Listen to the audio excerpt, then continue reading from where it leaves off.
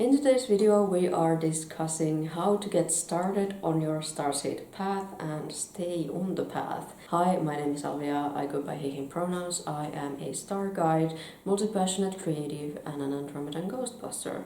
I wanted to make this video for those that really want to get onto the Starseed things, but you might maybe have some struggles to get started, or you might wonder that you maybe stray off your path for whatever reason, like you might be having some insecurities about it or a little bit nerves, about starting such a journey. This is just to help those people out who kind of need that extra push, but also need some words of wisdom before you get started. And you might want to come back to this video when you have been on this journey for a while and see how things still feel like to you, like if there is something that you might want to double check on the way, especially for some of those that might just be very new to this, very excited, very curious, but just haven't got started properly yet. This might be a really good resource to have. Number one is to check your intention, because this is what will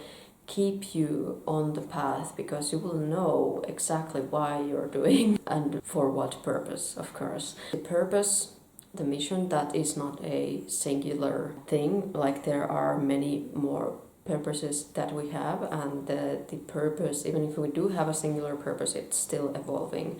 So we want to keep that in mind as an understanding, because even though we might have a mission, we might have that purpose going on, we need to know our intention. We need to know why we are on the path to begin with. We have to remember that we shouldn't necessarily be doing this for egoic reasons, right? Like, we need to be very aware that we are doing this from a pure-hearted space. And that's the main thing, right? Really just get familiar with your intention for starting this journey to begin with. Because that way you're also going to make sure that you're not, first of all, falling off the path or just getting off track or getting onto like a side path that really wasn't meant to be yours. Sometimes we do take some detours, right? Sometimes we kind of go like this. So it's important that you have your intention set so that you can stay as much on that path as possible, and you're not really losing, for example, losing your integrity on the way. You're not doing things that may not work for the highest good of all, because sometimes, no matter what we do in this life, we sometimes might get on those detours. And therefore, we may not be working with the highest good of all involved. We may not be actually walking our own path at that point anymore. Do this regular intention check. Am I doing this for the highest good of all? Am I still doing what I intended to do here? Is this still what I want to be doing?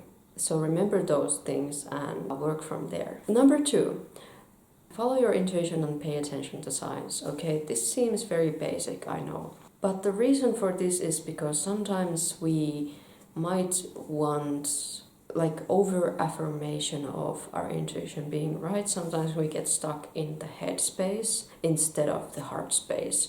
And sometimes that does happen when we feel like our intuition is blocked or like mucky, or we just don't trust it for whatever reason.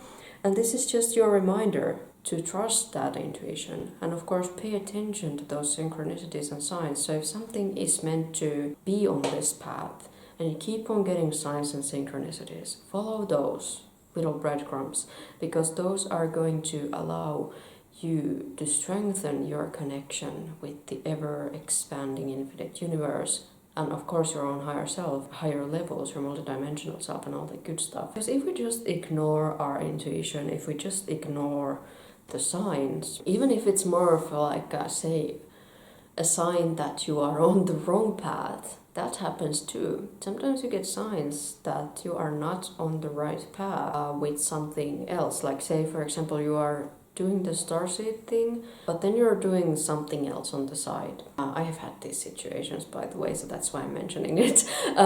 You're doing something else. Say you have a YouTube channel and you're doing some videos on some other topic, then you kind of get off track, you're doing something that may not be for the highest good of all involved, and then you get a sign that, okay, this really isn't it. Now, are you gonna hear that sign or are you gonna ignore it? It's a better idea to hear that sign, take that sign seriously, and move on the right track towards the highest good of all involved. Remember to be on track with that. That's something that I really needed to say here. Number 3, knowing your origins is important because this can tell you many kind of different things about your skills, your lessons, where you need to grow, and what might be your pitfalls, bigger missions and smaller missions. And the smaller missions can be, they can be prompted by spirit, they can be prompted by your guides, they can be prompted by, your... they can be prompted by transits.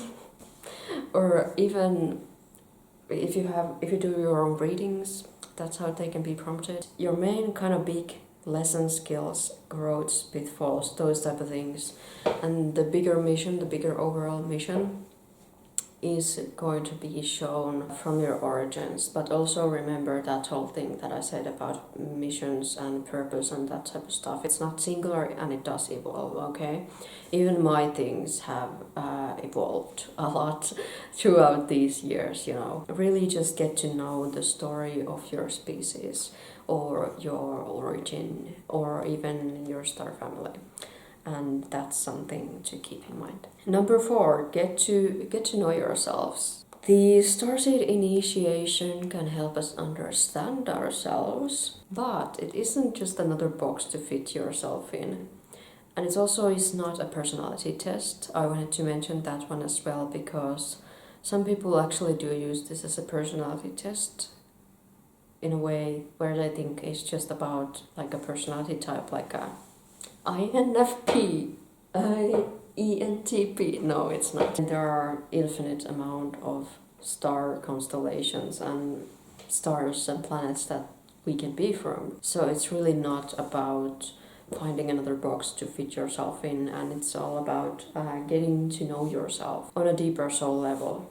And this can sometimes, this might be the hardest part sometimes, because in our current society that has been, a lot of us get a lot of, say, projections thrown at us. Like we sometimes think that, for example, our struggles are us, when it's not all that is there. Like there's also a lot of strengths that we have that we might not give ourselves the best credit to. And then there are other things that we might just take on in a way, or we might listen to other people's opinions about us a little bit too much, or we might even people please. Like there are so many things that I could go into that can really kind of get into our heads in a way, in a negative way, where we need to unprogram and we need to relearn who we really are. We need to unlearn and relearn who we are, instead of just listening to what we have heard from outside sources.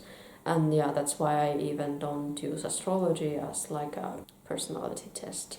And I'm not doing it in a way where I'm trying to figure the other person out. I'm just reading their energy, right? And there's a difference in that. And I don't do it to tell people who they are, because I always want to encourage people to figure that out for themselves. So even though this does help us understand ourselves, like I cannot even begin to tell you how much I have learned about myself since I've been on this path, since I've incorporated a lot of my multidimensional aspects, got to know my star family, my starseed origins, all that good stuff, pre-life self. When I got to know these things, I just understood where certain things came from. Like, for example, my life as an avian starseed, just in an observatory looking at the stars, that's quite obvious on what that represents. But also the bird aspect, probably one of the reasons why I drew this picture of Horus when I was 12 in school.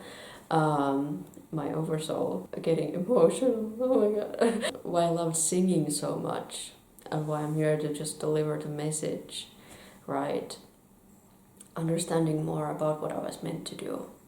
There's a lot that can come from that, but it's not all there is, because you truly know yourself the best. And I do encourage everyone to look into these resources, firstly with a neutral mind, but also with just the understanding that that's just that one person's way of looking at it. So you might want to do as much research as you possibly can, and that can be really helpful. Number 5, deconditioning, shadow work, healing, imprint and implant removal, as well as reprogramming. So I already kind of said about relearning about who you are, but because then there is also a lot of like unprogramming and reprogramming going on.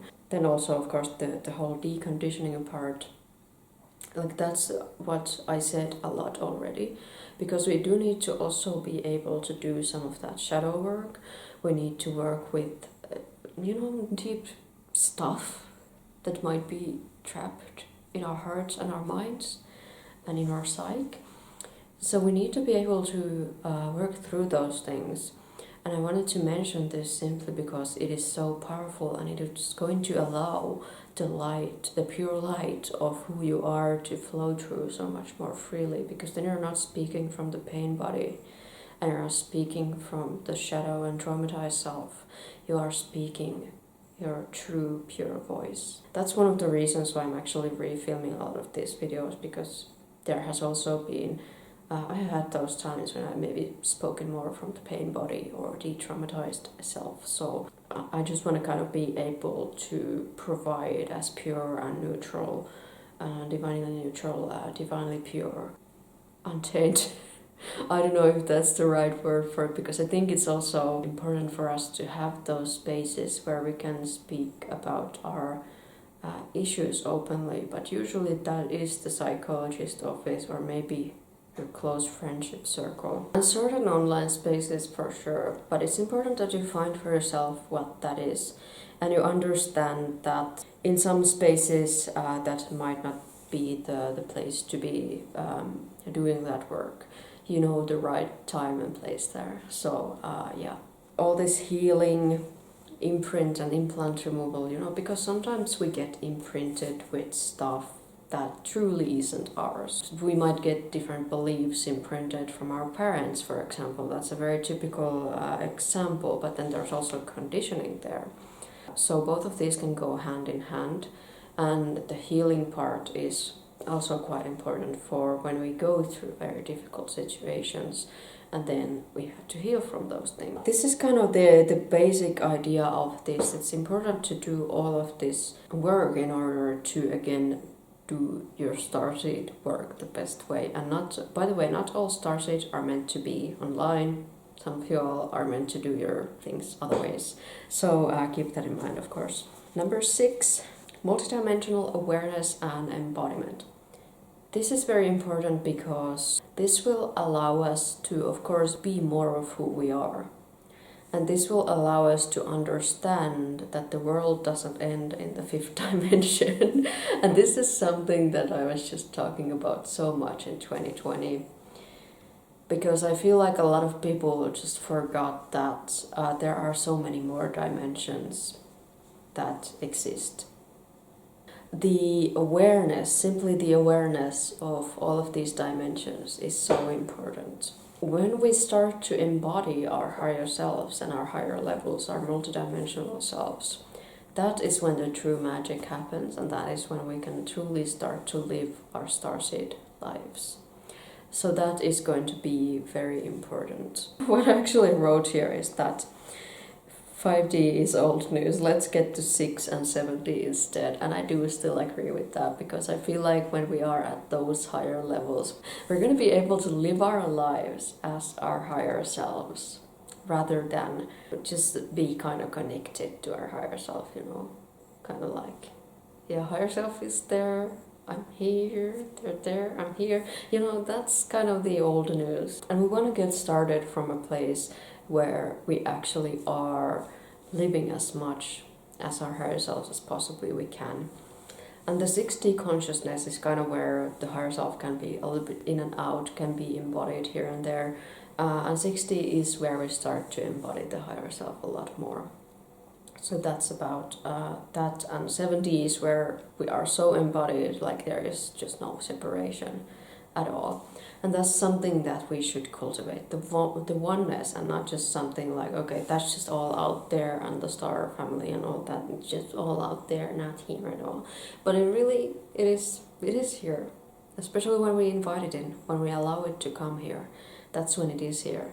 And that is very important. And that's one of the things that, I was gonna mention in this video about this kind of religious programming that some people are in. Just a side note, a lot of that is kind of reinforces the difference between humanity and spirituality, where it's almost like, okay, it's just a spirit out there, God out there, and then us puny humans at the bottom. Like, that's not the case at all, because Earth is highly spiritual, Earth spirits are highly spiritual. Us humans can be extremely spiritual. You don't have to be a Buddha or Christ to be that, because even the Christ consciousness is a thing. You have a Christ itself in your multidimensional spectrum. So you want to, of course, remember that when you're on this path and look at things from a cosmic perspective. This is like such a nice segue. Appreciate the Earth experience. And yeah, I wrote this in such a good way. Appreciate the Earth experience and avoid separating material from spiritual. Because yes, all of this material here, my freaking body, still has spirit, still has energy in it.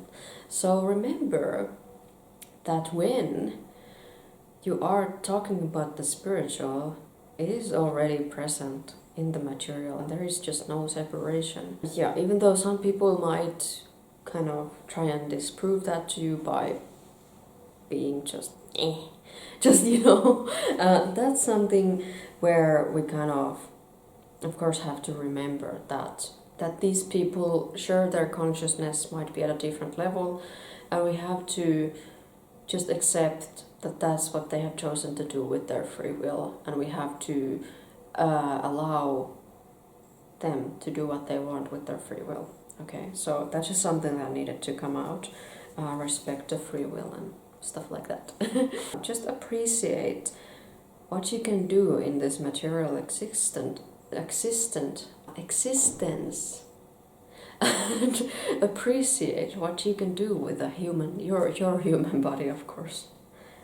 Not necessarily somebody else's all the time. I haven't talked about this before. There is so much beauty in the Earth experience, and I wanted to remind people that it's there, and it's an amazing thing to witness. And the last thing is to remember to keep practicing, because this is definitely how you can be that vessel and conduit for the pure source consciousness, for the star consciousness, and the multidimensional light present in us all, and just beam it around. Yes. What we can do with this is, what we can understand from this is that we're gonna stay on the path when we are consistent and when we do keep on doing our work. And that's how we stay connected, right? Because there can be all kinds of distractions and things coming in the way. But the beautiful thing is, if this path is truly for you, it will always be there for you. And it's not just gonna vanish and go away if you, say, take a little break. But when you are consistent, you know you are on the right path, of course. It's not just gonna abandon you, and you're gonna stay on track. And it's gonna be all nice and cute. That is it for today's video. I hope you enjoyed it. I hope this gave you something to think about, something to be inspired about. I hope this helped you, and if you are new, make sure you are subscribed, and I will be seeing you in the next video. Stay inspired. Bye.